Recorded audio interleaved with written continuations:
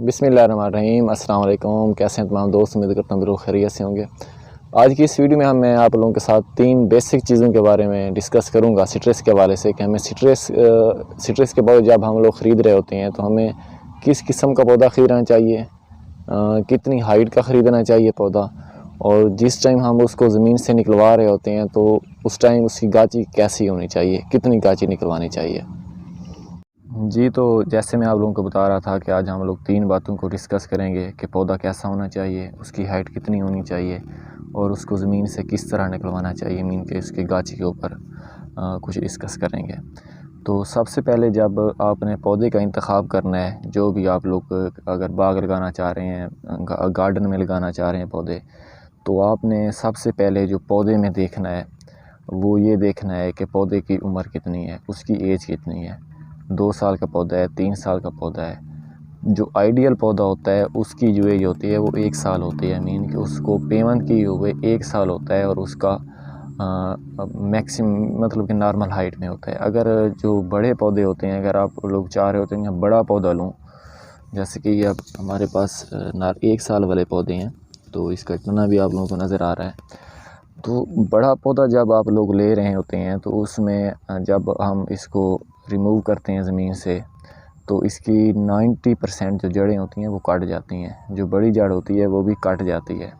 तो उस टाइम जो ग्रोथ करती है, जो उसका जाला जिससे हम लोग कहते हैं, बिल्कुल बारीक बालू जैसी जड़ें होती हैं, वहाँ से इस पौधे ने खुराक हासिल करता है और वही जड़ें इसकी ग्रोथ करती हैं। तो उसके बाद आपने जो बेसिक चीज़ देखनी है पौधे में, वो आपने ये देखना है कि ये जो हम लोग पौधे ख़रीद रहे हैं, पौधा ख़रीद रहे हैं, उसके ऊपर किसी भी किस्म की बीमारी का अटैक तो नहीं है, क्योंकि सिट्रस के ऊपर फंगस का बहुत ज़्यादा अटैक आता है। तो आपने जिस टाइम भी कोई भी पौधा ख़रीदना है तो आपने अच्छी तरह तसल्ली कर लेनी है कि इस पौधे के ऊपर किसी भी किस्म की फंगस का कोई अटैक नहीं है। जब आप ये पहली चीज़ देख लेते हैं, उसकी आपने कंफर्म कर लिया कि ये अर्ली एज का पौधा है, 1 साल का पौधा है, बड़ा पौधा नहीं है, तो उसके बाद आपने उसकी बीमारी भी चेक कर ली। उसके बाद आपने देखना है कि पौधे की झाड़ी देखनी है। कोशिश करनी है कि ऐसा पौधा लेना है जो नीचे जिसकी एक ही शाख हो, मीन के उसका कम से कम तना एक हो। ये बड़े पौधे भी हैं इसमें। ऐसा पौधा लेना है कि जिसका नीचे से एक तना और ऊपर उसने झाड़ी बना रहा हो। अगर जहाँ से पेवंद होते हैं पौधा, वहीं से उसने 4-5 शाखें निकाल लें, तो जैसे जैसे पौधा बड़ा होता हो जाएगा तो जब उसके ऊपर फल का वज़न आएगा तो जो पौधा है वो ज़मीन के ऊपर उसके गिरने के ज़्यादा चांसेस है। जैसे कि अभी आप ये देखें,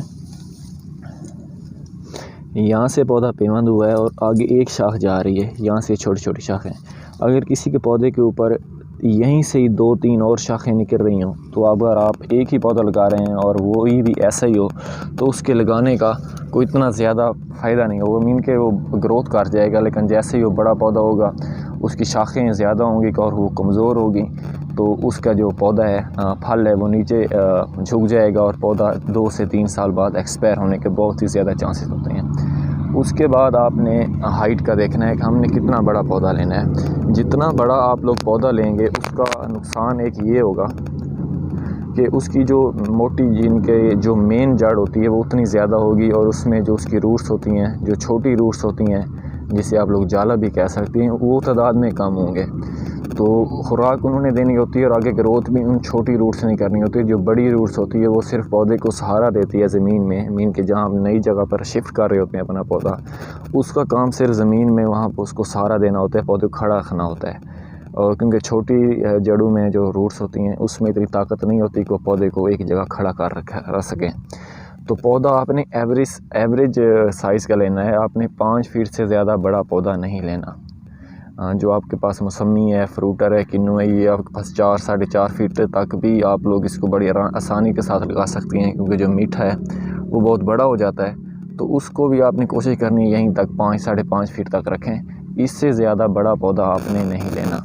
अगर आप लोग बड़ा पौधा लेंगे, ज़्यादा एज का लेंगे, बाज़ लोग ऐसा करते हैं कि बड़े पौधे ले लेते हैं जिनके ऊपर फल लगा हुआ होता है, तो उसके सर्वाइव करने के चांसेस बहुत कम होते हैं। अगर करता भी है तो बहुत ही आहिस्ता ग्रोथ करता है।